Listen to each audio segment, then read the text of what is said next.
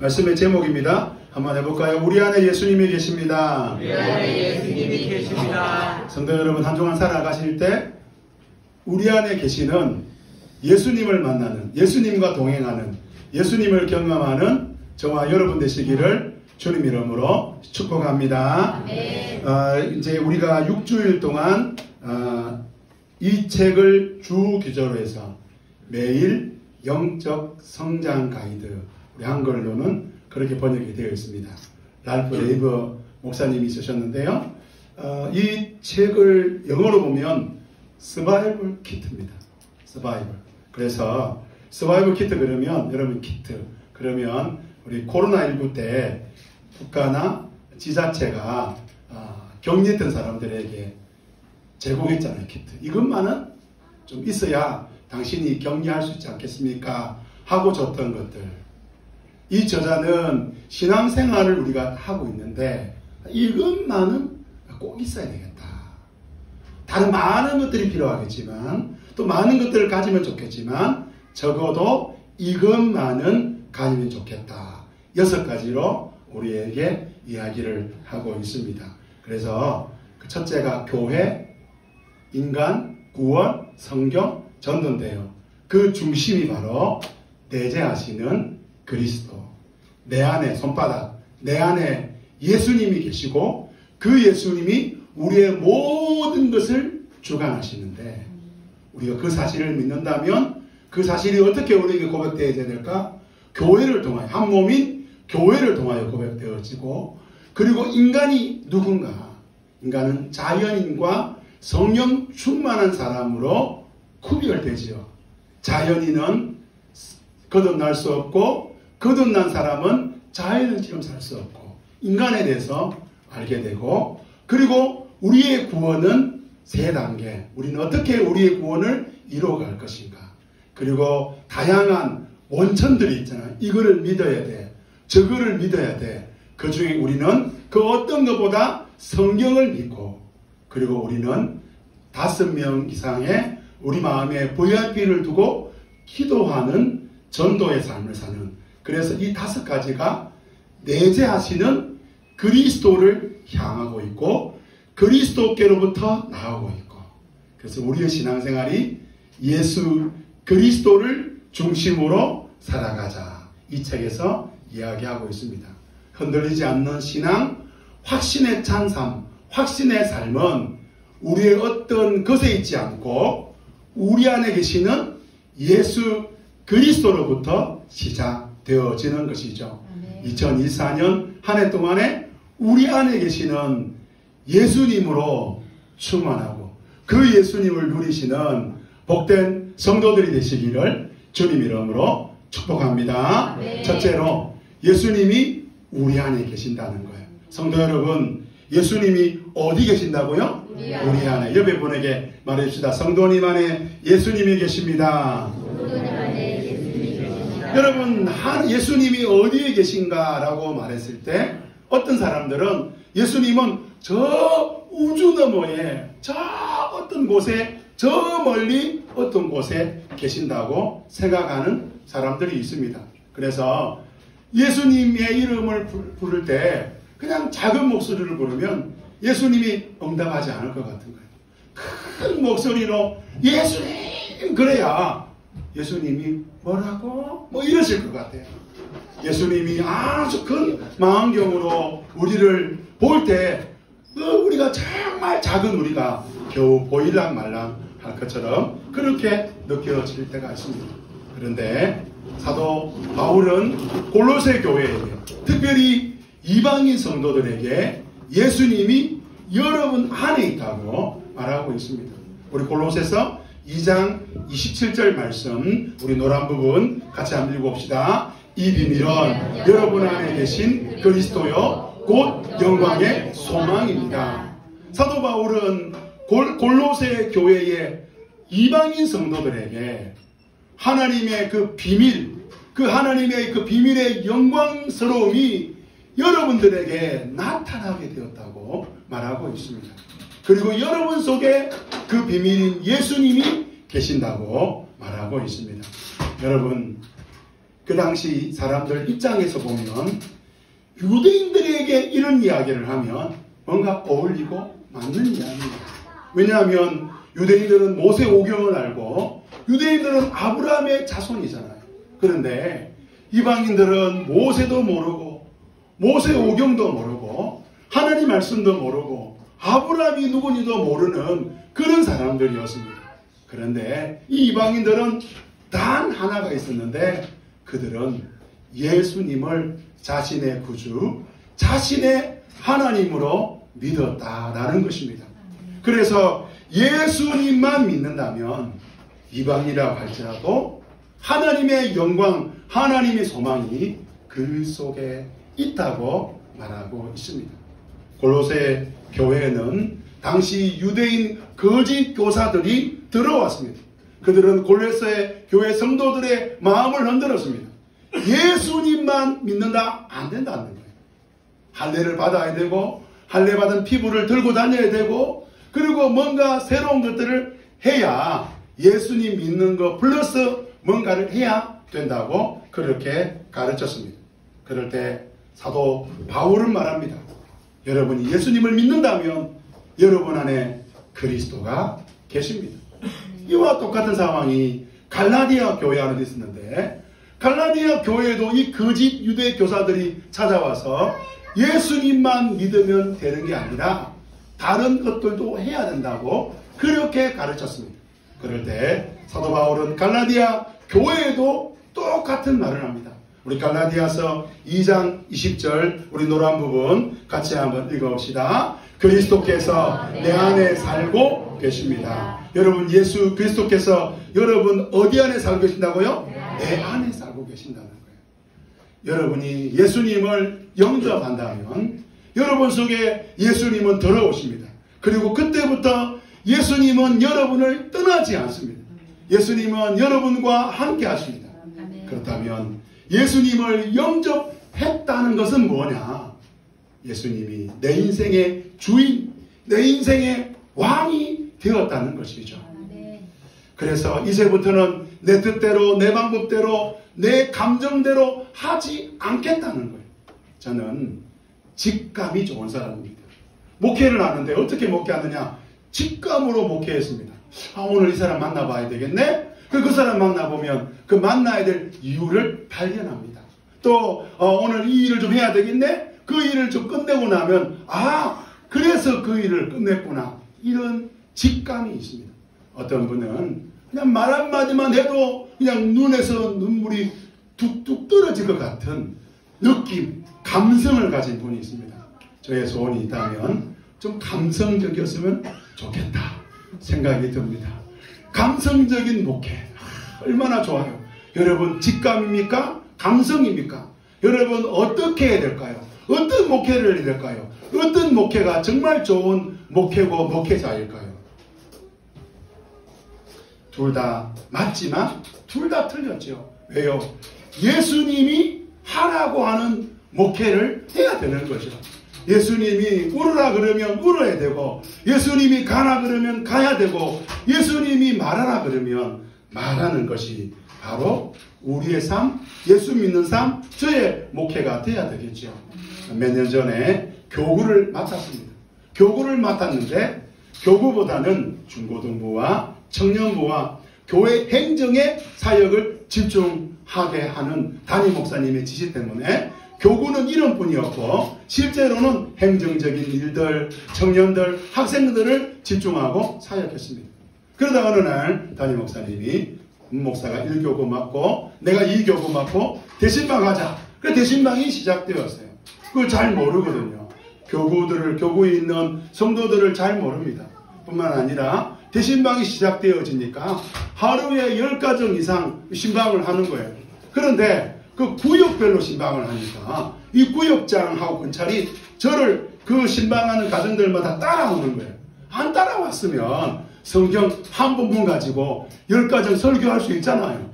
그런데 따라오니까 한 부분 가지고 설교하면 왠지 덜 신령한 목사처럼 오해할 것 같아서 그래가지고 성경 본문을 막 10개, 15개 설교를 준비하고 그래 가니까 이게 그러면서도 교회 행정일들, 청년들, 학생들 사역을 하니까 너무너무 초반에 어려운 거예요. 어느 날 새벽 기도를 하는데 하나님 너무 힘듭니다 라고 하니까 이렇게 말하는 거예요. 지금 네가 가려느냐 지금 내가 가는 거냐, 이 신방, 이 대신방이 너의 신방이냐 아니면 나의 신방이냐. 당연히 우리 주 예수님의 신방, 하나님의 신방이지요 라고 했습니다. 그럴 때 주님이 저에게 하신 말씀이 이제부터 내가 너에게 주는 그 말을 전해라. 그래서 그때부터는 새벽기도 가가지고 그 전날 이제 구역장들이 메일이나 이렇게 종이를 줘요. 내일 목사님 이러이러 신방할 겁니다.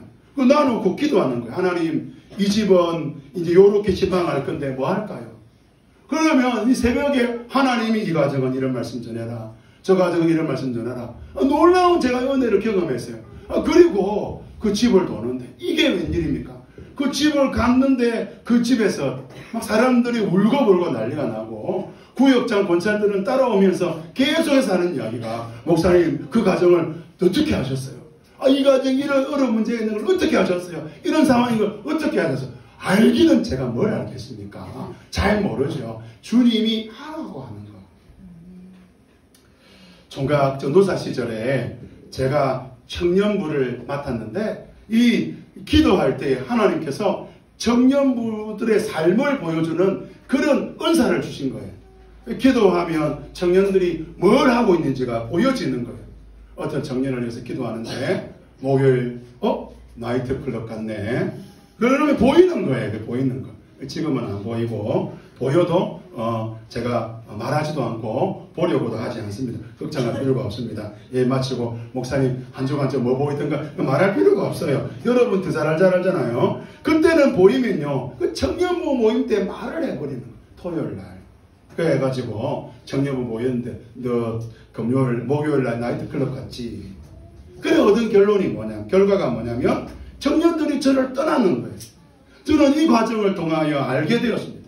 하나님이 제게 보여주신 것은 그 청년을 위해서 기도하라고 보여준 건데 저는 제가 얼마나 대단한 사람인지를 청년들한테 드러내고 싶어서 제 이야기를 한 거예요. 나 이렇게 보는 사람이야. 너 갔지? 처음에는 발표 빼다가 그 다음에는 깜짝 놀라는 거예요. 그러다 보니까 그리고는 그 청년이 저 옆에 오지 않는 거죠. 하나님의 뜻대로 하는 것은 사람을 함부로 대하는 것이 아닙니다. 보고 들리면 기도하라는 사인이죠. 기도하면 하나님이 일하는 거예요.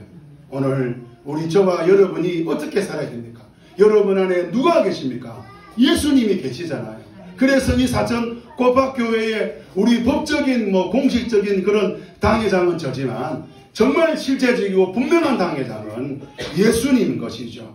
예수님이 하라고 하는 대로 하고 예수님이 말하는 대로 말하면 되는 겁니다. 그러면 어떻게 되느냐? 관계 회복이 일어나게 되는 거죠. 제가 어떤 분을 만났는데 그분이 나이 80이 넘어서 교회를 다니기 시작한 거예요. 근데 이분하고 이야기를 나눠보니까 이분은 20대에 교회를 다녔어요. 청소년 때부터 교회를 다녔고 20대에도 교회를 다녔는데 이분이 교회 안에 있는 공동체에게 어떤 사람들에게 말을 들었는데 배려하지 않는 말, 사랑하지 않는 말, 험담하는 말, 상처 주는 말 이런 말을 듣다가 교회를 60년 동안 떠났다는 거예요. 그런데 이분이 하는 이야기가 목사님 저는 교회를 다니지 않았지만 제 마음속에는 예수님이 계셨습니다. 여러분 내 안에 예수님이 계신다는 것을 믿습니까? 네. 그렇다면 우리의 관계가 부드러워져야 됩니다. 예수님이 하라고 하는 말을 해야 되고 예수님이 좀 가만히 있으라 그러면 가만히 있어야 되는 거예요. 목사가 행복해야 성도들이 행복한데요. 목사가 행복하시는 방법은 뭐냐? 목사가 목사하고 싶은 것을 할 때 목사가 행복해지는 게 아니더라고요. 어떤 목사님은 자기 하고 싶은 대로 하는데 성도들이 힘들어하고 성도들이 힘들어하니까 목사님이 힘들어하는 것도 보게 되었습니다. 여러분, 우리가 행복하고 싶지 않습니까? 행복하고 싶다고 해서 내가 하고 싶은 말 다 해버리고 뭐 뒤끝 없다, 난 뒤끝 없다. 그런데 그 말 들은 사람은 뒤끝 있어요. 여러분 아시죠? 뒤끝 없이 말하면 안 된다는 거예요. 나는 뒤끝 없이 말했는데 그 사람이 행복하냐? 행복하지 않고 뒤끝 없이 말한 나도 행복하지 않고. 사랑하는 성도 여러분, 주님 뜻대로 살면 저와 여러분이 행복합니다. 주님 뜻대로 행하면 나도 살고 너도 살고 가정도 살고 교회도 살아나는 것입니다. 사천도 살아나는 것입니다. 오늘 저와 여러분이 나와 함께 하시는 그 주님 뜻대로 살아가는 복된 성도가 다 되시기를 주님 이름으로 축복합니다. 두 번째로 우리는요, 가만히 있으면 범죄할 수밖에 없다는 거예요. 우리는 가만히 있으면 뭐 할 수밖에 없다고요? 범죄할 수밖에 없다는 거죠. 예수님은요, 우리를 떠나지 않습니다. 우리를 버리지 않습니다. 그 어떤 것도 하나님의 사랑에서 우리를 끊을 수 없습니다.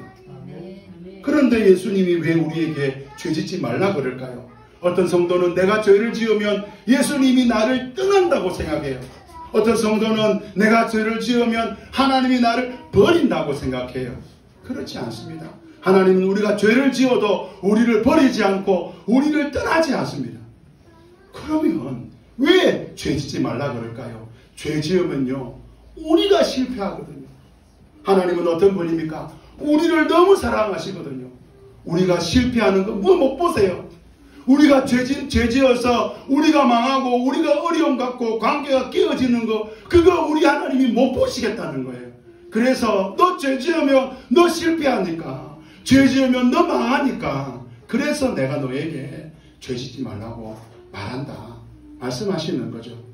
어린아이가 있는데요, 예쁘게 잠자기 전에 양치를 잘했어요. 그러더니 갑자기 사탕이 먹고 싶은가? 엄마 사탕 하나 주세요. 그런데 혀를 짧은 목소리로 말하겠죠. 엄마 사탕 하나 줘. 뭐 이렇게 했죠. 그러면 엄마가 어떻게 됩니까? 사탕을 줘야 됩니까? 안 줘야 됩니까? 여러분, 정상적인 부모입니다. 줘야 되겠다고 심각한 거예요. 잘 거면 사탕 주면 안 돼요. 그러면 애 마음속에 어떤 생각이 들어요? 아니, 여러분, 이래서 제가 왜 사탕을 부모가 안 줄까요? 세 가지가 생각납니다. 이유가, 첫째는 사탕이 비싸가지고 안 주는 거예요. 두 번째는 사탕이 주려니까 아까워서 안 주는 거예요. 세 번째는 그 아이가 귀하기 때문에. 여러분, 몇 번입니까? 당연히 3번이죠. 하나님은 우리가요, 죄 짓고 우리가 어려움 당하는 걸 못 보시겠다는 거예요. 우리를 떠나지 않아요. 우리를 버리지 않아요. 하나님은 여전히 우리와 함께 하세요. 하지만 우리가 죄 지으면 우리 실패하거든요. 그래서 죄 짓지 말라는 거예요.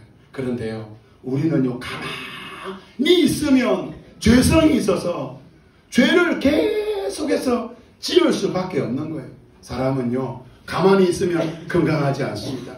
움직여야 건강하죠. 신체의 활동과 그리고 신체의 건강에 관련된 밀접한 연관성은 우리 다 알잖아요. 죄도요, 가만히 있는 사람이 짓는 거예요. 그래서 시편 119편 11절 말씀 우리 같이 한번 읽어볼까요? 시작. 내가 주님께 범죄하지 않으려고 주님의 말씀을 내 마음속에 깊이 간직합니다. 내가 주님께 범죄하지 않으려고. 가만히 있으면 범죄하기 때문에. 그래서 않으려고 애를 써야 된다는 거예요. 수고를 해야 되고 노력을 해야 된다는 거예요. 가만히 있으면 신앙생활 잘 되는 게 아니에요. 가만히 있는 사람은 넘어질 수밖에 없는 거예요. 주일날 교회 한번 오는 걸로 여러분의 신앙이 유지되지 않는다는 거예요.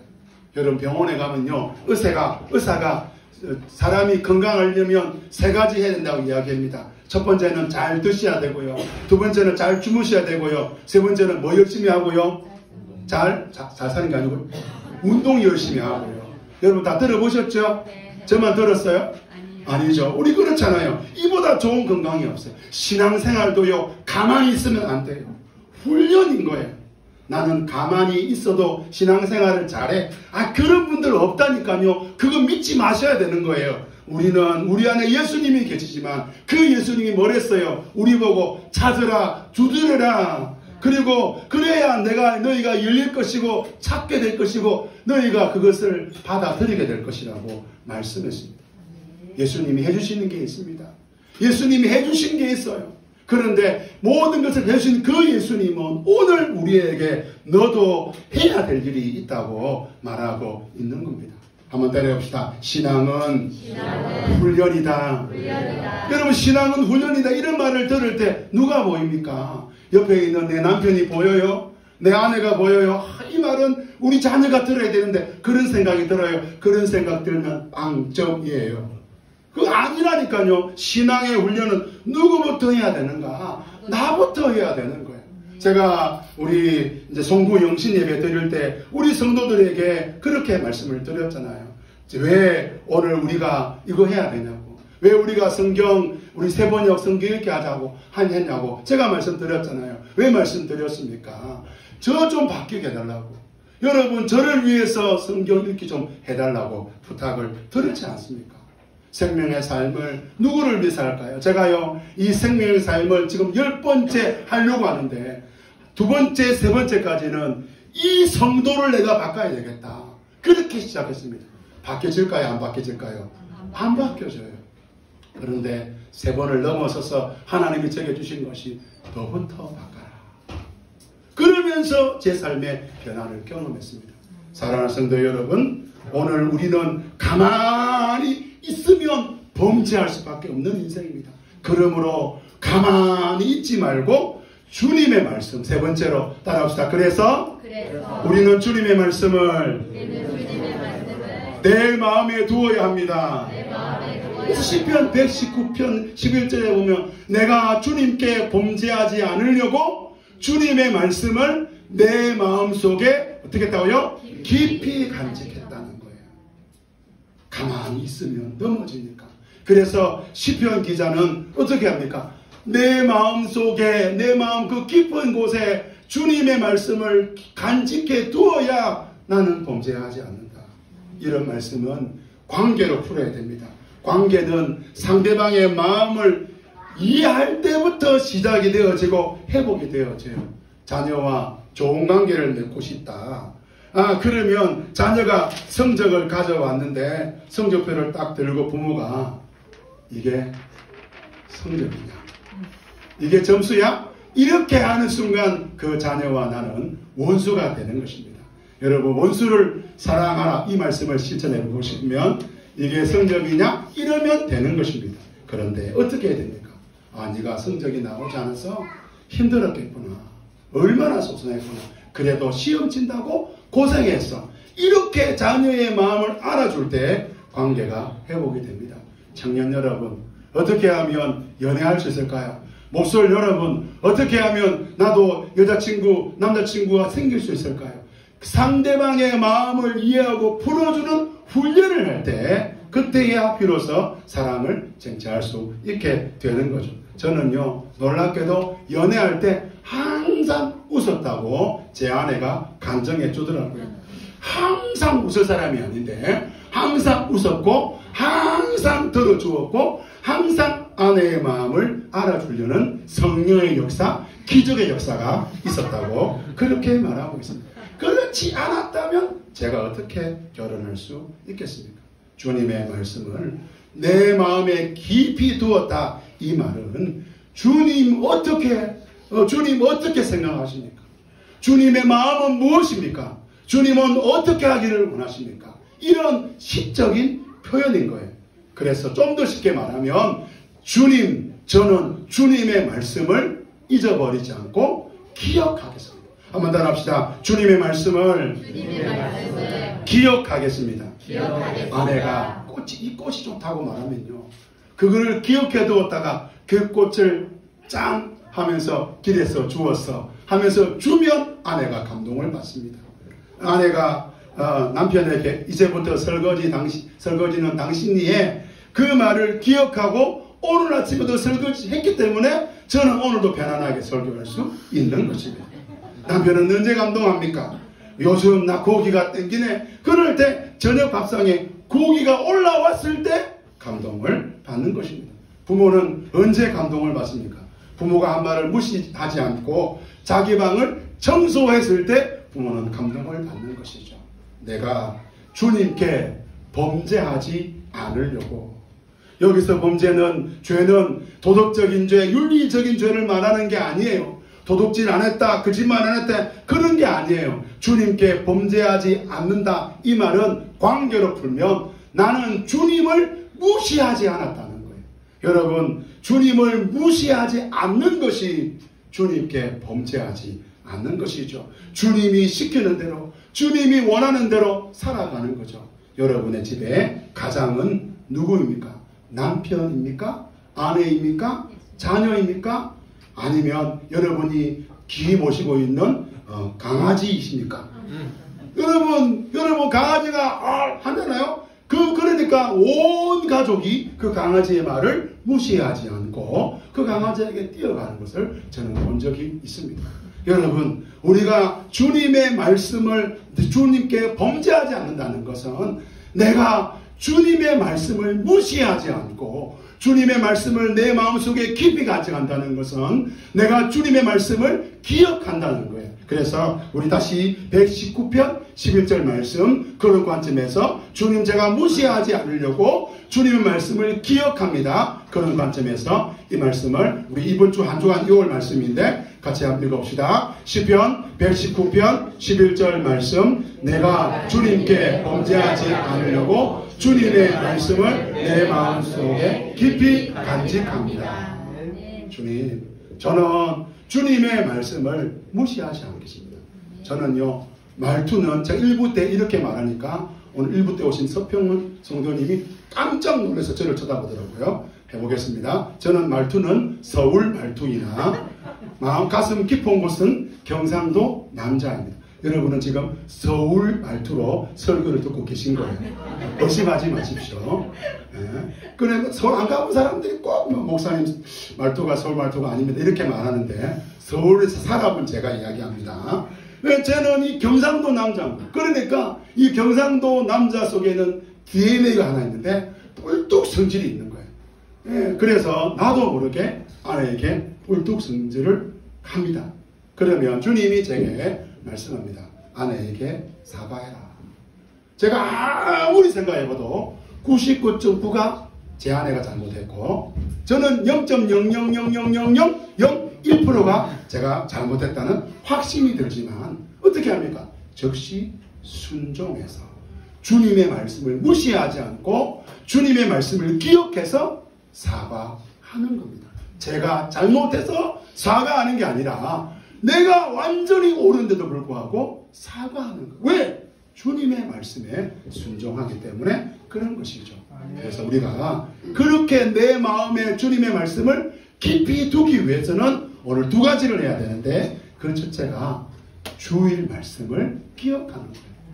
하나님은 이 사천 꽃밭교회 공동체에 하나님 말씀을 주세요. 한 주간 이 공동체가 살아가야 될 말씀, 이 공동체가 바라보고 그 말씀을 향하여 한 걸음 한 걸음 걸어가라고 하나님이 사천 꽃밭교회의 설교를 통하여 말씀을 주시죠. 우리는 그 말씀으로 한 주간 살아갈 때 그 말씀대로 살려고 하는 것입니다. 그래서 저는 주일 저녁이나 오늘쯤 되면 우리 성도님들에게 주간 우리 오늘 들었던 이 설교 전체 내용을 유튜브로 만들어서 보내드립니다. 그리고 1분 설교 요약을 보내드립니다. 그리고 설교 전문도 여러분들에게 나눕니다. 이 모든 것들을 하는 이유는 하나님 말씀을 기억해서 그 말씀에 순종하고 살아보자는 거예요. 오늘 이 시간에 내가 말씀을 통하여 은혜를 받았다. 이것도 너무너무 중요합니다. 그런데 주님이 우리에게 원하는 것은 이 시간에 은혜 받았다를 넘어서 우리 한 주간의 삶이 주일 설교와 일치했다. 내 삶은 주일 설교였다라고 고백하는 복된 성도가 되시기를 주님 이름으로 축복합니다. 두 번째는 한 주간 성경을 암송하는 거예요. 한 주간 성경 말씀을 암송하는 거예요. 여러분, 암송은 놀라운 일입니다. 저는 고려신학대학원에 시험 칠 때 합격을 목표로 시험을 쳤을까요? 불합격을 목표로 시험을 쳤을까요? 불합격을 목표로 시험을 친 사람입니다.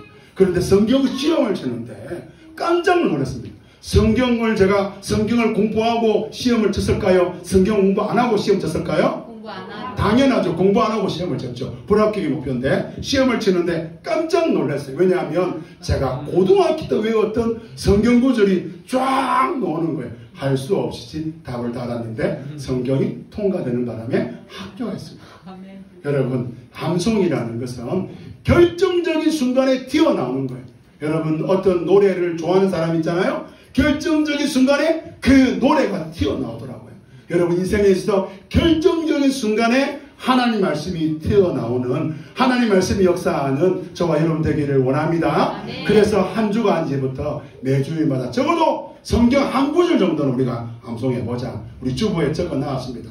우리 시편 119편 11절 말씀 우리 암송해봅시다. 내가 주님께 범죄하지 않으려고 주님의 말씀을 내 마음속에 깊이 간직합니다. 사랑하는 성도 여러분, 여러분 속에 예수님이 계신 것을 믿습니까?